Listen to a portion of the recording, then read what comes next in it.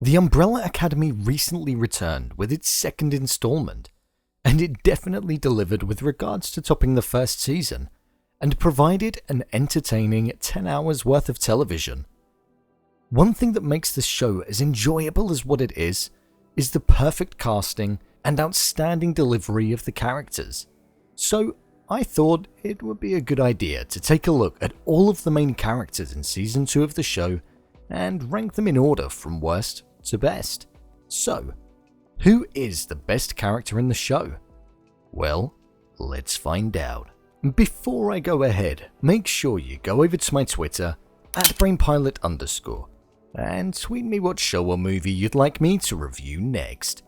So without further ado, I'm Brainpilot, and here is the Umbrella Academy Season 2 Every Character Ranked. Just to let you know, this video will contain spoilers, so watch with caution. Number 10. Ben.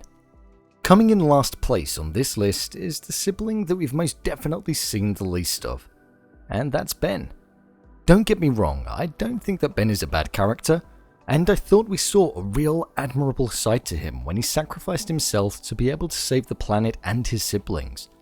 But I just don't think I've seen enough of the character to be able to place him above any of the others. I look forward to seeing how he'll be in Season 3 of the show. Number 9. The SWEDES. I feel as though the SWEDES were great villains in this season of the show. They were these robotic, emotionless assassins that didn't even communicate with each other. In fact, the only time we ever heard anything from them was in the sauna, but also when they would let out screams when you could feel their pain. They were menacing, scary, and haunting killers that I would not want to be confronted with. I feel they almost needed to work twice as hard as what many others did, purely down to the lack of dialogue that they had. But it definitely worked. My favourite scene that they were in was the one where they sent their brother off on the burning boat, and you could really see and hear the pain in their face and in the scream. I was very impressed by their performances. Number 8. Lila. Lila was the newest inclusion to the show, and it turned out that she did in fact have some powers and was born on the same day as the rest of the Umbrella Academy. Her romance was something that I thought was vital to the development of the story, and the confliction in her mind about where her loyalties lied helped the character move forward in a linear way. I was impressed with the powers that she had, and I still don't fully understand what powers she does have. Just that she can replicate other people's? I thought that Ritu Arya did a great job in the show, and I'm looking forward to seeing her returning in Season 3, because I'm sure she most definitely will. Number 7. The Handler. The Handler is a character that I didn't think that much of in Season 1 of the show, but I feel in Season 2 we really got to see her full manipulative side come to fruition, and see more of a backstory and how she acquired Lila.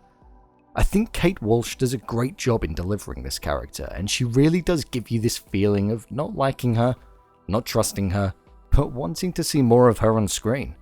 At the end of Season 2, it seemed as though we finally saw the last of her, but when time is not a barrier, who knows if she'll make it in Season 3 or not. Number 6. VANYA. I'm not going to lie, but in Season 1, I really wasn't a fan of VANYA.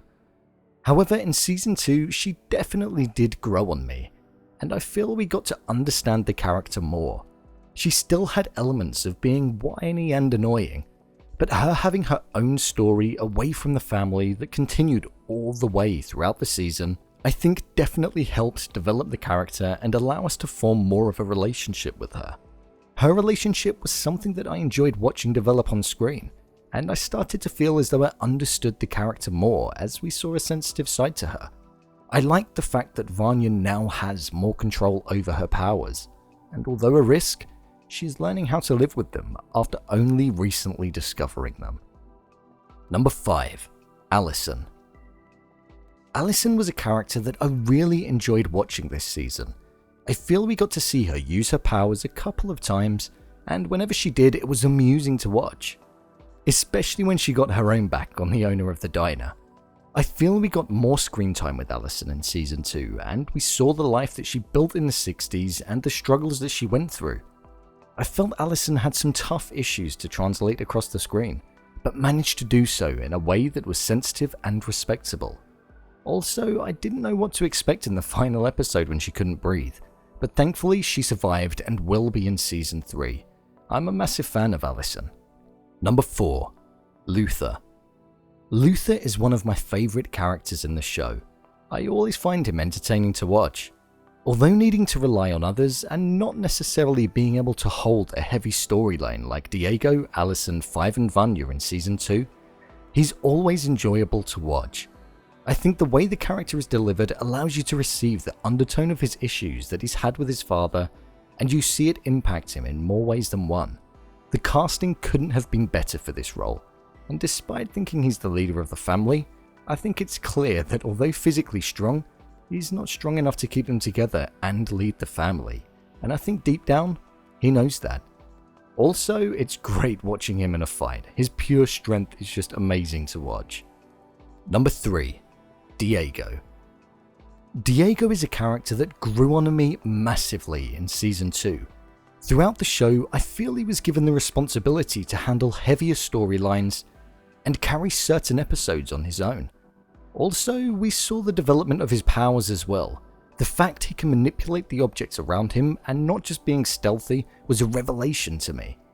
We saw his yearn to be a lone wolf, but also his need for somebody to care for him in his life, whether that be his mother or Lila. It was great to watch unfold. Also, when he went to the commission, we saw him enter the world that Five has always had control of, and I thought it was nice to see Diego touch ground and be introduced to it. I was really impressed with his performance, and he was definitely one of the best characters in Season 2. Number 2. Klaus. Coming in at number 2 is the character Klaus. Klaus is a character that I'm a massive fan of.